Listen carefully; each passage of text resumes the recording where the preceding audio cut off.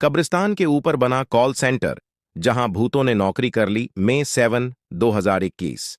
समय के साथ शहरों का औद्योगिकरण होता चला गया। खाली पड़ी जमीनों का इस्तेमाल कर लिया गया। ऐसी स्थिति में ऐसी जमीनें भी बिजनेस सेंटर बन गईं जो पुराने समय में कब्रिस्तान की जगह हुआ करती थीं। अपने देश की राजधानी नई दिल्ली के निकट बसे गुड़गांव में ऐसा ही कुछ हुआ। यहां स्थित उद्योग विहार क्षेत्र में सैफ्रॉन कॉल सेंटर के नाम से एक बिजनेस पॉइंट खुला। इंटरव्यू में भूत दरअसल यह सेंटर उस स्थान पर था जहां की जमीन पर पहले कब्रिस्तान हुआ करता था, जहां मृत व्यक्तियों के शरीर को दफनाया जाता था। जब यह कॉल सेंटर खुला तो ओपनिंग के पहले यहां काम करने के लिए कर्मचारियों की नियुक्ति के लिए इंटरव्यू रखा गया। आपको यह जानकर शायद यकीन न हो, लेकिन यह सच है कि उस दिन सैफ्रॉन कॉल सेंटर में जॉब पाने के लिए इस कॉल सेंटर की जमीन के नीचे दफनाए गए मृत व्यक्तियों की आत्माओं ने भी इंटरव्यू दिया। अनजाने में कुछ भूत प्रेत की आत्माओं को नौकरी पर भी रख लिया गया।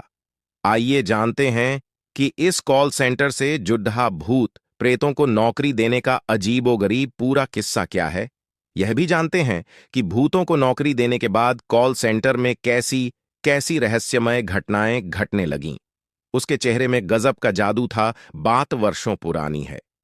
हरियाणा राज्य के गुड़गांव, अब गुरुग्राम शहर में सैफरन कॉल सेंटर नाम का एक सर्विस सेंटर खोला गया था। कुछ ही दिनों बाद इसकी ओपनिंग होने वाली थी, इसलिए एक दिन इस सेंटर पर काम करने वाले कर्मचारियों की नियुक्ति के लिए इंटरव्यू रखा गया। सेंटर के ऑफिसर्स इंटरव्यू ले रहे थे कि तभी एक ऐसी LDDDH की इंटरव्यू देने ऑफिसर्स के सामने आई जिसके चेहरे में गजब का जादू था। उसने अपना नाम रोजी बताया। उसकी आवाज में एक अजीब सा खिंचाव था। वह बोलती जा रही थी। सेंटर के लोग उसे सुनते जा रहे थे। ऐसा लग रहा था कि उस लॉर्डी डीएचकी ने सेंटर के सभी ऑफिसर्स को सम्मोहित कर लिया था। उस लॉर्डी डीएचकी की कुछ बातें बड़ी ही रहस्यमय लग रही थीं। इंटरव्यू लेने वाले कॉल सेंटर के अधिकारियों को लग रहा था कि वह बहुत कुछ अपने बारे में छिपा रही है।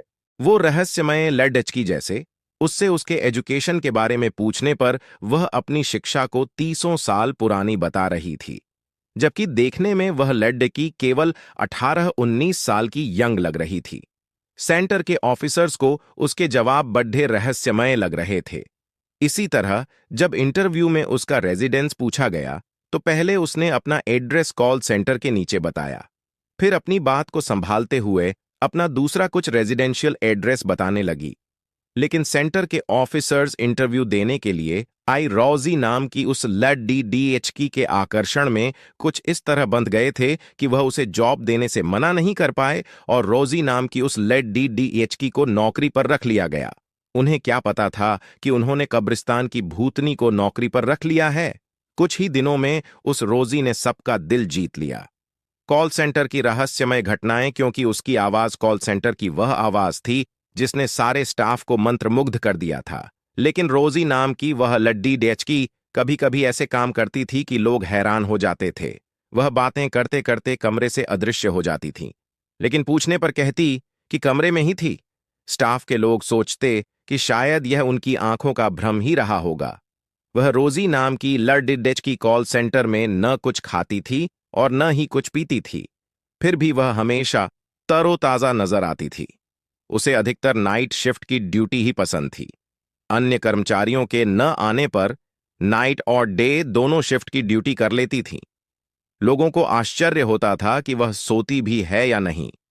जब लोग उससे पूछते थे कि रोजी तुम कब सोती हो, तो वह इस प्रश्न के जवाब में अपने दिलकश अंदाज में कहती कि हम जैसे लोगों के नसीब में सोना कहां। कॉल सेंटर में बड़ी रहस्यमय घटनाएं घटने लगीं। एक बार की बात है कि एक साथ काम करने वाले कर्मचारी को लगा कि जिस जगह रोजी नाम की लॉर्डी डीएचकी बैठती थी वहां कोई 50 साल की बुजुर्ग महिला बैठी है। लेकिन जैसे ही उस व्यक्ति ने कमरे में प्रवेश किया, वह 50 साल की स्त्री 18 वर्षीय रोजी में बदल चुकी थी। कॉल सेंटर के उस व्यक्ति को बड़ा आश्चर्य हुआ, लेकिन उसने वह बात मन में दबाई रखी। कितनी ही बार वहां के स्टाफ ने रोजी से अपने घर ले जाने की बात कही, लेकिन रोजी हर बार टाल मटोल कर बहाना बना देती थी। उसकी दुनिया से बुलावा आ गया उस दिन रोजी बहुत उदास थी। स्टाफ के लोगों ने रोजी से उसके दुख का कारण पूछा, लेकिन रोजी ने कुछ न बताया। लेकिन कुछ लोगों से उसने यह जरूर कहा कि मुझे अपनी दुनिया में वापस जाना होगा, मेरा वहां से बुलावा आ गया है। लोग उसकी यह अजीबोगरीब बात समझ नहीं पाए। लेकिन वास्तव में उस दिन के बाद रोजी कॉल सेंटर पर नहीं आई। 1 सप्ताह बीता, 2 सप्ताह बीत गए, लेकिन रोजी वापस नहीं आई। उसके बताए गए फोन नंबर रॉन्ग नंबर बता रहे थे। तब कॉल सेंटर के स्टाफ का एक व्यक्ति रोजी के बताए हुए एड्रेस पर उसके घर पहुंचा, तो वहां उसे जो कुछ जानकारियां मिलीं, उसको जानने के बाद उसके चेहरे की हवाइयां उड्डी गईं। उस घर के लोगों ने बताया कि हां, यहां रोजी रहती थीं, लेकिन उसकी मौत 35 साल पहले एक एक्सीडेंट में हो चुकी है। साथ ही उन्होंने यह भी बताया कि उसके मृत शरीर को उद्योग विहार वाले कब्रिस्तान में ही दफनाया गया था, जिसके ऊपर अब सैफरॉन कॉल सेंटर स्थित है। घर वालों ने बताया कि रोजी एक अच्छी लड़की डीडेच की थी। वह पढ़ाई लिखाई में हमेशा आगे रहती थी। ग्रेजुएट करने के बाद वह नौकरी की तलाश कर रही थी कि एक सड़क दुर्घटना में उसकी मृत्यु हो गई। जब यह बात कॉल सेंटर के कर्मचारी ने सेंटर पर जाकर सबको बताई, तो उन्हें उसकी बात पर विश्वास नहीं हुआ। सैफरॉन कॉल सेंटर के सभी ऑफिसर्स रोजी के घर पर पहुंचे। उस घर की दीवार पर लगी रोजी की फोटो देखकर वह जान गए कि यह रोजी का ही घर है। वह 35 साल पहले इस दुनिया से जा चुकी थी। सारी बातों की सच्चाई जानकर सैफरॉन कॉल सेंटर के मालिक के होश उड्डी गए।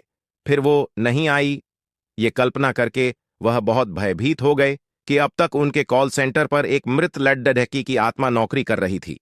रोजी के जाने के बाद कुछ और कर्मचारियों ने भी नौकरी छोड़ दी आज थी। अब लोगों को अंदेशा था कि रोजी के साथ साथ नौकरी छोड़ धाने वाले लोग भी कहीं भूत प्रेत तो नहीं थे। गुद्ध गांव, अब गुरुग्राम के रहने वाले लोगों का कहना है कि रोजी अब भी नजर आती है, लेकिन कभी कभी, बहुत कम। जो लोग उसे पहचानते हैं वह उसके करीब जाकर उससे कुछ बातें करना चाहते हैं, लेकिन वह तो रूह है, अचानक दिखती है और फिर गायब हो जाती है। रोजी की आत्मा उस कॉल सेंटर पर नौकरी करने क्यों आई, फिर एक दिन कहां गायब हो गई, इस रहस्यमय कहानी को कोई सुलझा नहीं पाया है। ऐसी मजेदार कहानियों के लिए हमारे चैनल को सब्सक्राइब करें